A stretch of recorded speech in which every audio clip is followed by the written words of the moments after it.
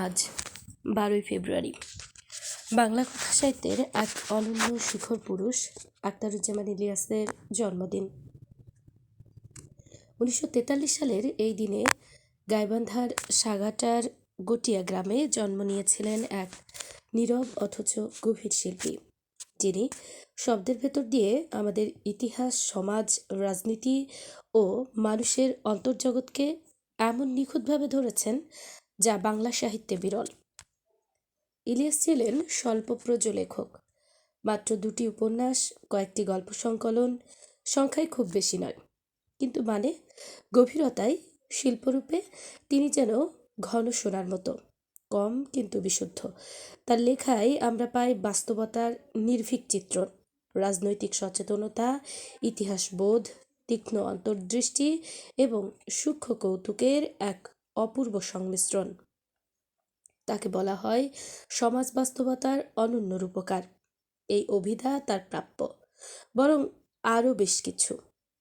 শৈশব কেটেছে ঢাকায় ও বগুড়ায়। 1964 সালে ঢাকা বিশ্ববিদ্যালয় থেকে বাংলায় স্নাতকোত্তর সম্পন্ন করেন তিনি। ছাত্রজীবনেই সাহিত্য চর্চার শুরু। কবিতা দিয়ে হাতেখড়ি হলেও অচিরেই তিনি গল্প ও উপন্যাসের দিকে ঝুঁকে পড়েন। 60-এর দশকের রাজনৈতিক অস্থিরতা, গণ আন্দোলন, স্বাধীনতার পূর্ব প্রস্তুতি সবকিছুই তার সৃজনশীল চেতনার ভেতরে জমাট বাঁধতে থাকে। 1976 সালে প্রকাশিত হয় তার প্রথম গল্পগ্রন্থ অন্য ঘরে অন্য স্বর। এই বই প্রকাশের পরই সাহিত্যাঙ্গনে আলোড়ন ওঠে। হাসান আজিজুল হক বলেছিলেন, এই বই তীরের মতো ঋজু, ধানী লঙ্কার মতো বদমেজাজি, পরনারীর মতো আকর্ষণীয়। এই একটি মন্তব্যই ইলিয়াসের ভাষার তীব্রতা ও আকর্ষণ বুঝিয়ে দেয়। তার গল্পে আমরা দেখি সমাজের প্রান্তিক মানুষ, নিপীড়িত মানুষের বেদনা, রাজনৈতিক চক্রান্তের ছায়া, আর সেই সব মানুষের অদৃশ্য অথচ প্রবল প্রতিরোধ। তার প্রথম উপন্যাস চিলেকোঠার সেপাই প্রকাশিত 1986 সালে। 1969 সালের গণঅভ্যুত্থানকে পটভূমি করে রচিত। ঔপন্যাসিক গনি, হাড্ডিখিজির এই চরিত্রগুলো শুধু ব্যক্তি নয়, ওরা এক সময়ের মানসিক ও রাজনৈতিক টানাপোড়েনের প্রতীক। পুরান ঢাকার অলিগলি, ছাদের ঘর, বিপ্লবের স্বপ্ন, ভাঙনের আতঙ্ক, সব মিলিয়ে উপন্যাসটি হয়ে ওঠে এক সামাজিক রাজনৈতিক দলিল। এই বইয়ের জন্য তিনি পান আলাল সাহিত্য পুরস্কার। কিন্তু ইলিয়াসের সৃষ্টিশীলতার শিখর বলা হয় তার দ্বিতীয় ও শেষ উপন্যাস খোয়াবনামা, 1996 সালে প্রকাশিত। তেভাগা আন্দোলন, 1857 সালে সিপাহী বিদ্রোহের প্রতিধ্বনি, দেশভাগ, ইতিহাসের স্তরগুলোকে তিনি এমনভাবে বুঝেছেন যে স্বপ্ন আর বাস্তবের সীমারেখা গুলিয়ে যায়। বগুড়ার গ্রামীণ পটভূমিতে দাঁড়িয়ে তিনি দেখেছেন মানুষের চেতনা, ধর্মীয় বিশ্বাস, রাজনৈতিক বিভ্রম আর সংগ্রামের গভীরতা। খোয়াবনামা কেবল একটি উপন্যাস নয়, এটি ইতিহাসের সঙ্গে মানুষের সম্পর্কের এক মর্মস্পর্শী অনুসন্ধান। এই উপন্যাসের জন্য তিনি আনন্দ পুরস্কার লাভ করেন। তার ছোট গল্পগুলো খোয়ারি, দুধে ভাতে উৎপাত, দোজকের ওম, জাল স্বপ্ন, স্বপ্নের জাল, প্রতিটি গ্রন্থেই উঠে এসেছে মুক্তিযুদ্ধ, যুদ্ধ পরবর্তী হতাশা, সমাজের ভাঙন, ব্যক্তির নিঃসঙ্গতা এবং রাজনৈতিক প্রতারণা। রেইনকোট গল্প অবলম্বনে নির্মিত চলচ্চিত্র মেঘমাল্লার পরবর্তীকালে জাতীয় চলচ্চিত্র পুরস্কার অর্জন করে, যা প্রমাণ করে ইলিয়াসের গল্প কেবল কাগজে নয়, দৃশ্যমান শিল্পেও গভীর প্রভাব ফেলেছে।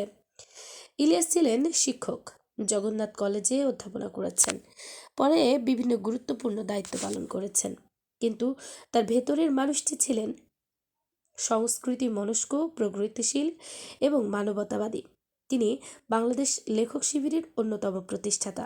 স্বাধীনতা যুদ্ধের সময় মুক্তিযোদ্ধাদের আশ্রয় দিয়েছেন, গোপনে সহযোগিতা করেছেন। 1975 সালে বাকশালে যোগদানের চাপ থাকা সত্ত্বেও নীতিগত কারণে তিনি তাতে যোগ দেননি। তার জীবন ও সাহিত্য দুটোই ছিল বিবেকের প্রতি দায়বদ্ধ। ব্যক্তিজীবনে তিনি ছিলেন সংযমী। 1973 সালে বিয়ে করেন সুরাইয়া তুতুলকে। তাদের একমাত্র পুত্র আন্দালিব ইলিয়াস কিন্তু জীবনের শেষ অধ্যায় ছিল নির্মম। 1996 সালে ক্যান্সার ধরা পড়ে। রোগে আক্রান্ত হয়ে তার একটি পা কেটে ফেলতে হয়। অসহনীয় শারীরিক কষ্টের মধ্যেও তিনি ছিলেন মানসিকভাবে দৃঢ়।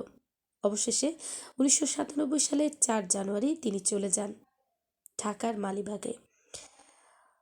সমাহিত হন দক্ষিণ বগুড়ায়। তার মৃত্যুতে বাংলা সাহিত্য হারায় এক দুর্লভ কণ্ঠস্বর, কিন্তু তার সৃষ্টি আজও জীবন্ত, আজও প্রাসঙ্গিক, আজও প্রশ্ন তোলে।